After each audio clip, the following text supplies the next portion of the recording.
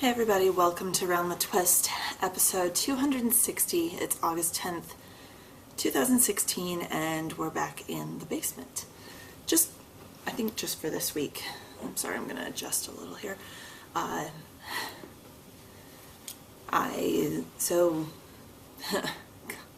sorry, I'm like all... In all honesty, I probably shouldn't have even recorded today. I should have just skipped this week. I don't know what it is. The last couple days have kind of been rough.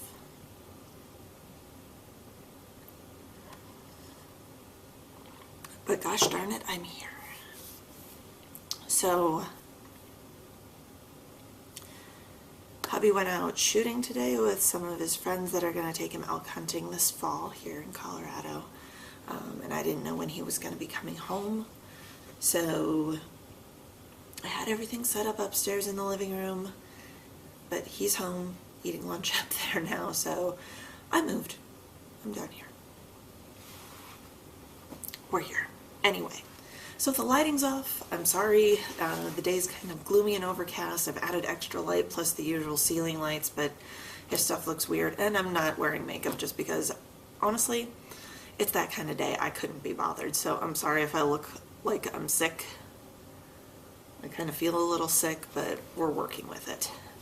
So if I'm sniffly, which actually I'm very sorry, but yeah, I don't know what's going on.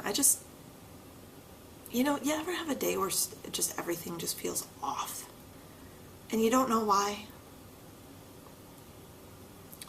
This is one of those days. So, gall, and here I go. I have no reason to be crying. No, it's not that time of the month, so don't even, yeah. Anyway. So, here we are. I'm a hot mess, evidently. Coffee. Coffee fixes everything, right? Makes stuff better. So let's go. What's on the needles? One of the things that has made this not a good week at all. We're going to lead off with the bad and work our way up to the good, okay? So, the Playful Stripes cardigan that I told you guys about last week. Number one, there have been a plethora of problems. Number one, why didn't you all have my back with this? Here I go saying, I'm going to knit the Playful Stripes cardigan.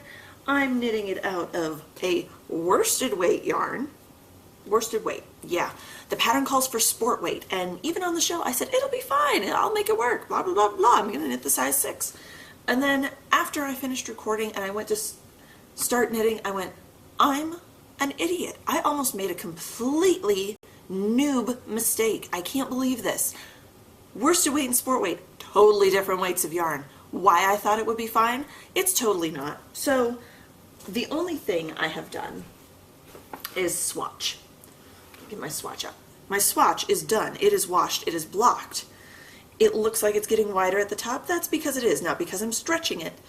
The bottom, so I did 3 different sizes of needles. So here at the bottom I did a 6, that's why there's 6 little purl bumps. I did a 7, so from here to here is size 7, and then I did a size 8 to see which I like. Honestly, I think I like the denseness of the 6. I haven't actually measured this, actually. I'm saying actually a lot. I apologize. So let's see. Let's pull something flat. I'm going to bring my show notes onto my lap. So, the yarn is Lisa Souza, Knitwear and Dye Works. It is her Blueface Luster worsted weight yarn. I'm going to be doing a lot of math with this sweater. Better be worth it. So, in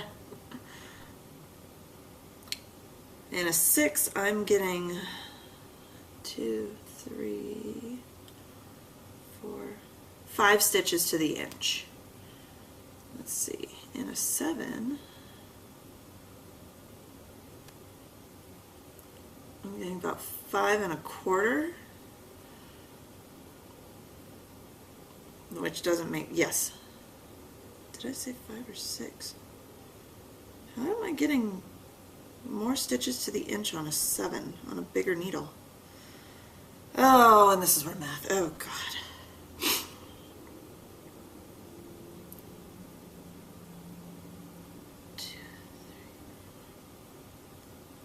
It's roughly 5 for both, a 6 and a 7. Huh.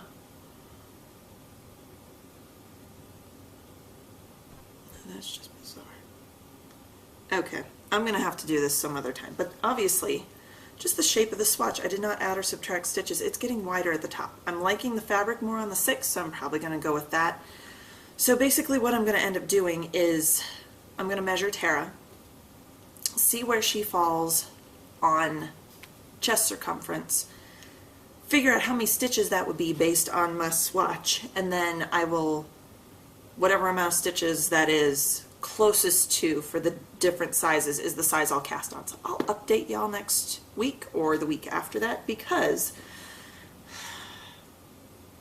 this is where I get disappointed. So lots of disappointment. I've swatched. You guys didn't have my back telling me I was going to be knitting this with the wrong size yarn. I washed it. I washed and blocked my swatch. I washed it the same way I'm going to treat the sweater. I used lukewarm water, like basically tepid water, the water with just the chill taken off, with some soak in it. I realized soak does pull dye from the yarn. I have had that happen before. However, when I was knitting with this, when I bought this back in May, whenever it was that Yarn Fest was, I spoke to Lisa at her booth, and she was wonderful to tell me about how she mixes the specific shade of this gray herself, and I was like, oh, hey, cool, so no one else is really going to have this gray besides you. That's awesome. I have knit with her yarn before in the past, way back. And I mean, experience fading, but it was all on socks, so those are going through my machine washer and dryer. They're going to be fading with that. It wasn't awful though. There was no dye bleed onto my fingers knitting with this. There was no dye bleed in the water of the bath that I soaked this swatch in. There was none. I mean, the color's pretty darn close there, right? Right? I mean, considering it came from a different skein, that match is still pretty close.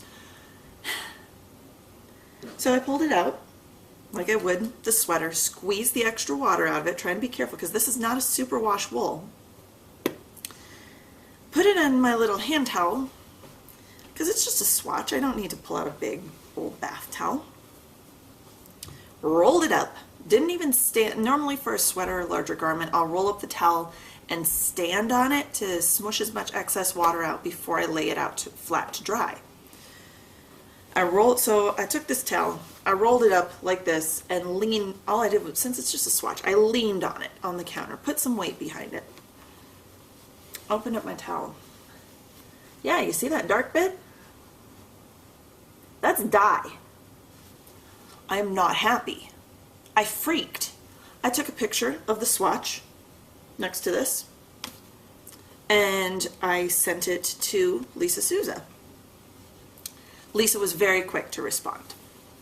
Considering I didn't go through her usual customer service email, I sent it to her via Instagram private message and said, oh no, what can I do with this? This is what happened. No bleed on my hands, no bleed in the water. It only happened on the towel. How can we correct this? And okay, little backstory. I have helped a friend dye yarn before. Someone who had a yarn dyeing business. I do know about affixing dye to yarn. I know you need to heat set it. I know you need to set the dye. Okay. So Lisa responds. I'm going to direct quote because I don't want to paraphrase and make it sound bad. It's not bad. She said, if there are any free radicals hiding in the fibers, just soak the yarn or garment in warm water with a bit of white vinegar. This acid will cause the molecules of dye to adhere for keeps. That was her entire response. I wrote this huge long thing to her detailing exactly what yarn, exactly what dye, or the exact colorway, the exact yarn base, what I had done, how I had washed it, what I had used, and that was her response. Now, I know from helping my friend, just putting a little bit of vinegar in like a sink with some warm water is not going to set the dye. It needs to be heated to set the dye. I'm also not going to use vinegar. I'm going to use citric acid. I believe that helps set dye better. So basically, I am going to be getting very friendly with this thing. This is my nitty knotty that I have that came with my Lendrum years ago. It's not fancy. It's one of the ones that comes apart, breaks down. So all of the balls of yarn that I had, they have to get wound back into hanks. They'll be treated with a citric acid soak and heating method that is detailed on the Knit More Girls. Jasmine and Gigi experienced fading as well with a different yarn dyer. I think it was late last year. And if you Google Knit More Girls citric acid dye fix, I believe, then it will detail that out for you. But that's what I'm going to do with all the yarn, not just the gray. I'm going to do this with the multicolor as well, just because I'm not going to chance it. I'll confess, I'm really, really disappointed because, I mean, it's been years, but I have conversed with Lisa Souza before, and she's been very nice and very wonderful, very helpful with things. And I'm really disappointed because, I mean, I got, let me see, I got 5 skeins of yarn from her for this sweater for Tara at $18 a pop. So, I mean, it's a lot of money. I spent $90 plus tax on yarn that now I have to fix the dye to the yarn, which for me should have been done by the dyer. I'm not going to take it any further with Lisa. I'm disappointed that I spent that much money and I'm having to put more work where I should just be able to sit down, swatch. That's the extent of the work I want to put in, knit the sweater and be done with it. But I also don't want the yarn to waste away in my stash because I'm pissed off about it. I want to use this yarn. It's beautiful yarn. It has a lovely hand. It has a lovely drape to it. I'm just very disappointed about the dye fixing. So I'm going to leave it at that. So if you're planning on purchasing based on just the fact that I'm using it, I'm going to just buyer beware. I'm just going to say that. Like I said before, the yarns I've bought from her before have been beautiful, and I haven't had an issue with, so I don't know if it was just one bad batch or what, but I'm kind of disappointed. All right, so moving on, happier things. The Jane hat. Jane hat number 3 that I'm working on for a coworker. This is the Jane Cobb hat by Heather Hill. It is a free pattern. The link is on Ravelry. The pattern itself won't go into your Ravelry library because it's actually a link to a Craftster, I think it's Craftster post, like a forum post. So I'm knitting this up in Cascade 220, just plain Cascade 220, not the superwash, using US 10.5, a 6.5 millimeter needle. And I have finished the orange. I was lazy. I didn't want to get up to get my measuring tape, but I got up, I should say, I didn't know where my measuring tape was, but I knew where hubby's Jane hat was that I knit for him a couple years ago, so I went to the closet and pulled that out. So I'm using that as my gauge. I didn't actually measure how much of the orange I did. I just counted rows from the previous one I did off this pattern. So the orange is done. And that orange is color 7824 in Cascade 220. I have started with the yellow. This is 7827, and I've got the red down in here, but the red's just used for the pom-pom and the ear flaps, so I won't get to that for a little bit. And I've got one row and a bit done of the yellow. It's just what's on the needle at the top. So that's coming along. I did a good chunk of that this morning when the kids were tearing around and the dogs were annoying me. Then after the whole debacle with the swatch bleeding, and I still have to figure out if I'm going to be able to get that dye out of my hand towel, then I was like, I need something that isn't going to turn around and bite me in the butt. I really do. I didn't want to deal with, I mean, the swatch was dry, but I'm like, I can't even start the sweater. I couldn't deal with doing the math. I couldn't deal with anything. So I said, no, done. I need something easy. Came down here, dug back through the stash room, and pulled out this loveliness. This is another Gales Art sock blank that I purchased at SSK 2015. And this is one of her single-stranded sock blanks. It's her 75-25 Superwash Merino and Nylon blend in the Rockstar Rainbow. So I was like, dang it, everything's going wrong, but gosh darn it, I'm a rock star. So I started, hubby was playing Perfect Dark, I think, on his little retro games thing that we got a while ago that had Banjo-Tooie and Banjo-Kazooie and all those fun things on it. And I grabbed my US 1, a 2.25 millimeter needle, and I cast on. So all this gorgeousness I have started. I've got a wee little start of ribbing. That's what I've managed to finish in, half hour, 45 minutes. About 5-6 rows of ribbing, a cast on and 5-6 rows of ribbing out of a sock blank. But I needed something fun and happy that wasn't pulling me down. Like, you can, I was going to say, you can ask my husband. I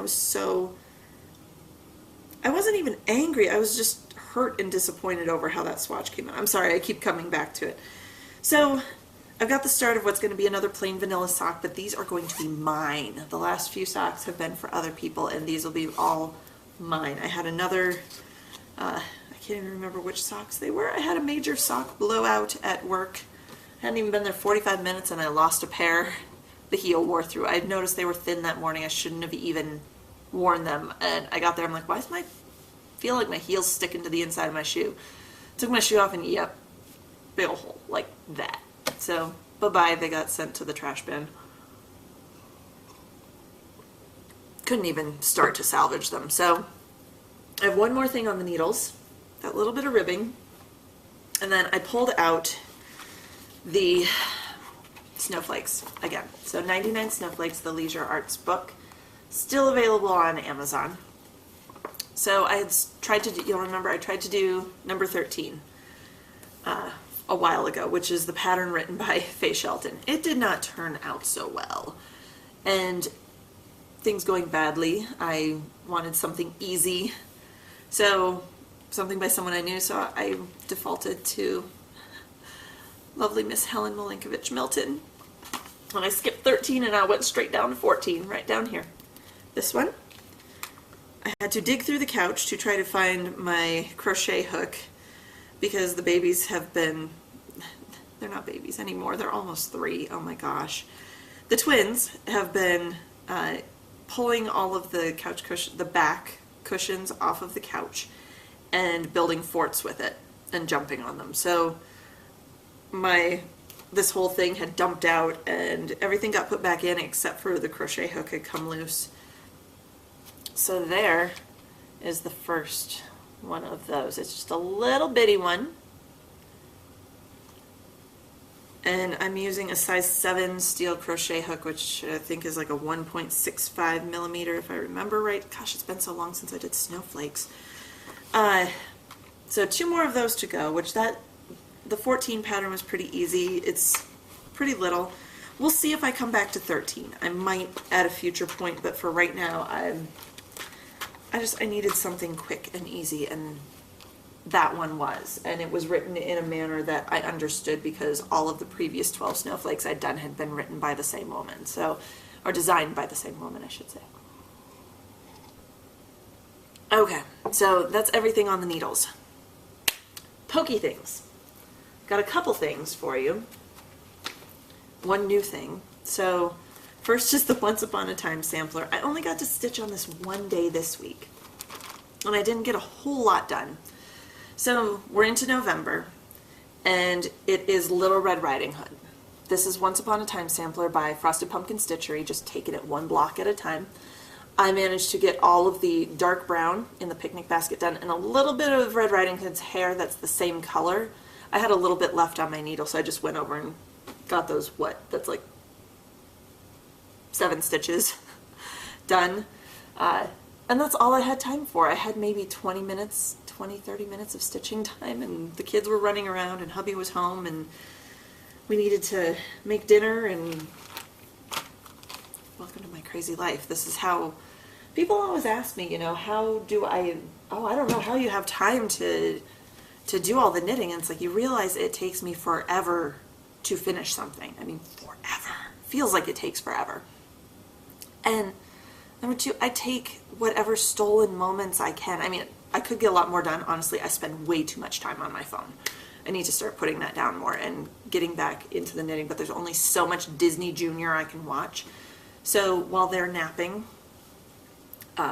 is my crafting time, or after they go to bed in the evening on my days off. That's when while hubby's video gaming after they've gone to bed, that's my crafting time. I take whatever stolen moments I can.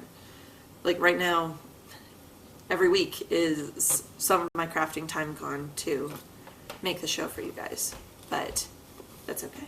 It's worth it. So the other thing that I have, I'm going to file it under Pokey Things, although it's slightly different.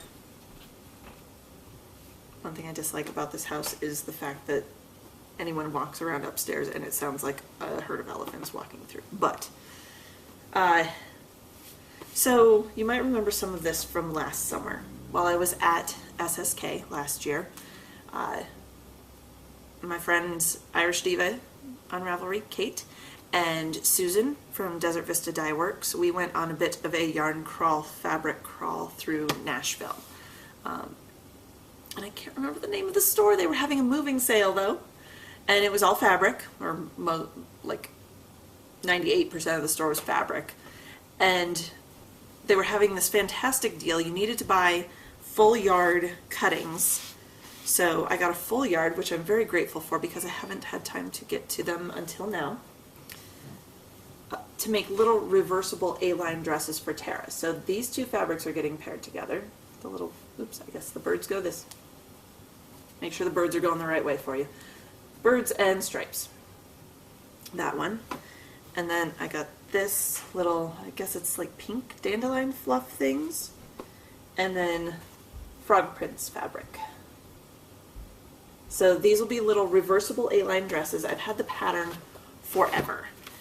The pattern is from Tie-Dye Diva Patterns. They are available on Etsy. I think I paid like $6 or $7. And I haven't had a chance to print it out until now because my printer was basically going to crap. But we got a new printer, which I had to fight with. We will talk about that in a bit. It printed out in black and white for some reason, but it's just this cute little dress. You can either have buttons at the top or snaps to hold the straps in place, and then it can be completely reversible. It will flip inside out. And I'm going to work on that for Tara. Hi. Come on through. Recording? Yeah. Hubby's putting his shooting stuff away. Don't mind him. So I'm going to start sewing on that at some point soon. I've washed the fabric. It's ready to go. I just need... Baby, get off that. That is not yours to walk on.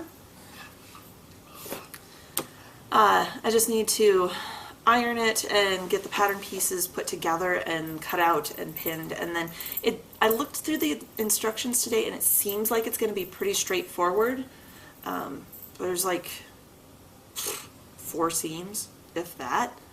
It's basically front and back of one fabric, front and back of another, and sewing it like up around the straps, along the bottom, flip it, do the side seams. Seems pretty straightforward, but we'll see. But that's another thing I need to measure Tara for, to make sure I'm making her the right size.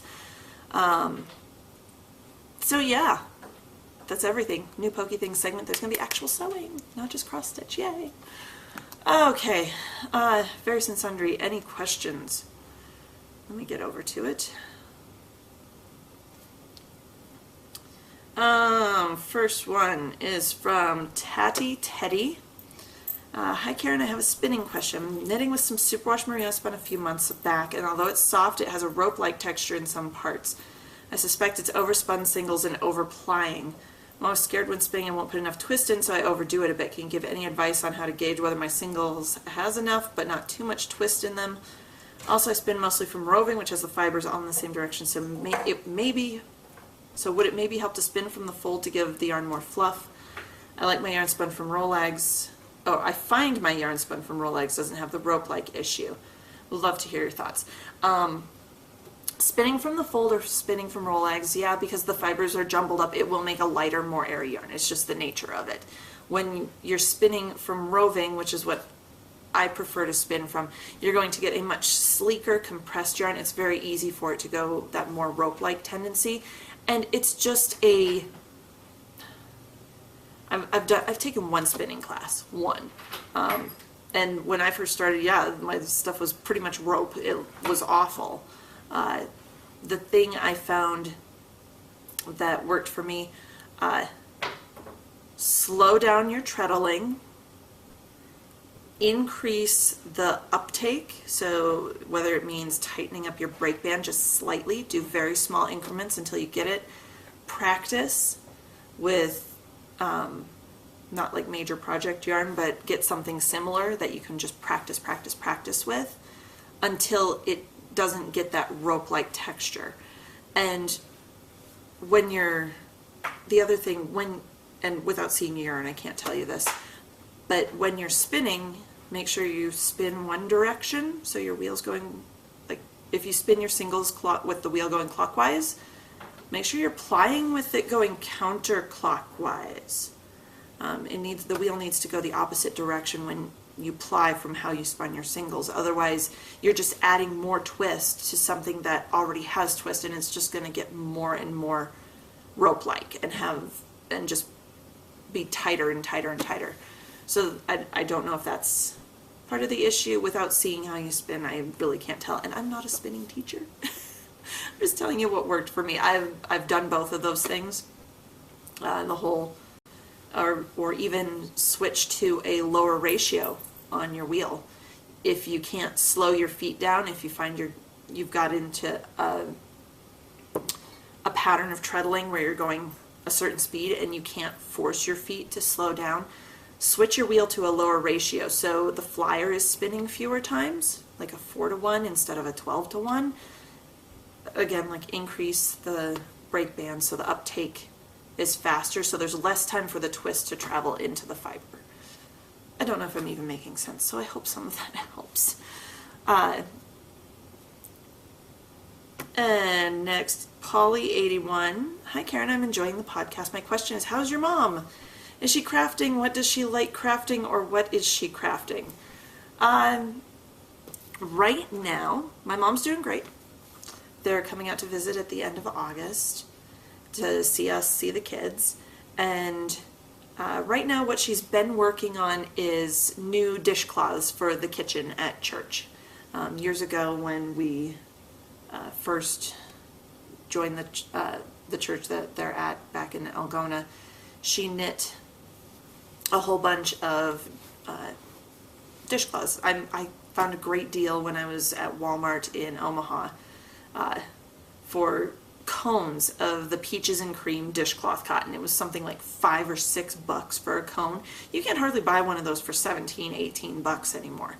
So we stockpiled, and I think I still have like 4 or 5 cones of the stuff stashed away in the stash. That's one thing I won't get rid of because it will always be useful. And so she noticed a lot of the dishcloths at church had gotten holes in them, and they were just starting to fall apart. So I think she said she knit either 12 or 18 of those recently. She's working on a couple sweaters for herself. I think she had mentioned she was making a hat. I can't remember exactly. If you want to see her Ravelry page, her Ravelry name is Mama Teja. It is Mamateja, and you can peruse her project page and see what she's been working on. Let's see. What does she like crafting? Just about anything. It's just kind of whatever suits are fancy at the time. Sometimes it's socks, sometimes it's sweaters. It's kind of like me. It's kind of, whatever. Hey, that sounds kind of cool. Let's do that. So yeah, there's our two.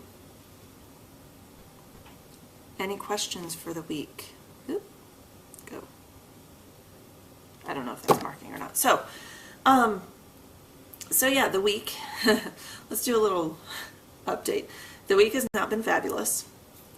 We have, in terms of charting, we have, at my work, we have gone backwards about 40 years. We are now back to paper charting. Yeah, it's been interesting. Steep learning curve. Don't like it so far. I just don't. It seems very backwards to me after 12 years of computer charting. But that's where we're at. So work's been stressful. The printer, my old printer that I've had for years, some point in the move, the hinges that hold, like the whole top, it's an HP DeskJet something, I forget what the old printer is, but the whole top, like the top 4 inches would flip up and the ink cartridges would slide to the middle so you could access them easily and change them. Well, at some point in moving out here, or moving from the apartment to the house, the hinges on that part broke, cracked. One completely broke, the other one kind of cracked, so it doesn't hold that top part down tight, so if you wanted to print anything, it would always tell you the cover was open. If you wanted to print anything, you actually had to lean on it and put weight on it and hold it there for the entirety of the time something was printing. So printing off recipes for the freezer cooking and well, printing off anything, and also I don't know, it was getting gunked up with some of the old ink. I didn't know how to clean it. It had served its use. So we got a new printer, another HP, an HP NV5660. I like it. It prints nicely. It does have picture capability. It has a little touch screen on the front of it. What I do not like, comes with a very, shall we say, sparse setup guide. Actually, I have it right here. They try to make it idiot-proof, which I am not the world's greatest technological person, so the more idiot-proof, the better. So it's basically, yeah, remove the packing tape, push the the tray in at the bottom that holds the paper, plug in and power on, and then you go on the little touch screen on the front, you select the settings, which is basically pick your language, and play the animations on how to install the ink and load the paper. Okay, I did those. Now to connect. It's a wireless printer. It does not come with a USB cable to connect to your computer. You should, if you have a wireless router, which we do, what most houses have Wi-Fi now. If you have the internet, you have a wireless router or something to make a Wi-Fi thing. I don't even know what it's called. The Wi-Fi thing. There's a router and there's a Wi-Fi thing down there. I've got it all hooked up. So you can either set it up from your mobile device, because you should be able to install the app to your smartphone and print photos directly from your phone to the printer. I went through the whole setup wizard. And I couldn't get the stupid thing to connect. It showed on the printer that, hey, yep, this is the Wi-Fi you want to access. Awesome, type in the password. Cool, done. Now go over to your computer, because I didn't have my phone down here. Okay, so we're setting up on the computer. The computer does not recognize the printer. It says there is no printer. The printer does not exist. I was messing with that thing for 45 minutes. I was ready to apply some, shall we say, percussive maintenance. I was very close to getting a hammer or a baseball bat and taking it to this brand new lovely printer. So I went over to hubby, who's over here gaming, and I said, I'm tagging out or that thing's going to end up in the trash can. And he came over, and I don't know how he did it. He somehow got it figured out. We ended up using the USB cord from the old printer to connect it directly to the computer. And then the computer, even then, the computer didn't recognize it right away. I don't know what he did. I sat here and said, just make it go.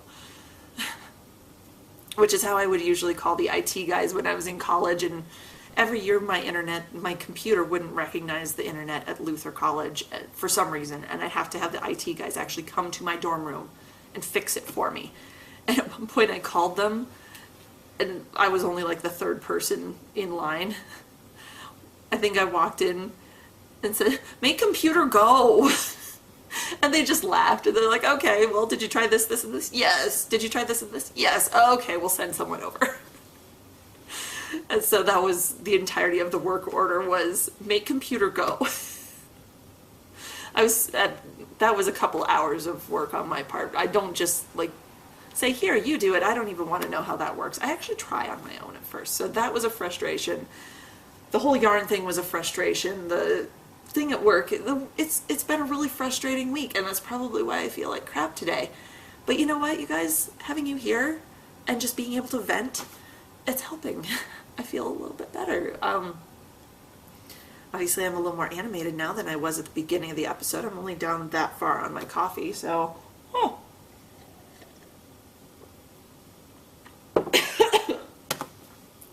and I almost choked on my coffee. That was great. So yeah, that's everything for this week. Until next week, when I'm hopefully holding it together a little bit better. Happy knitting.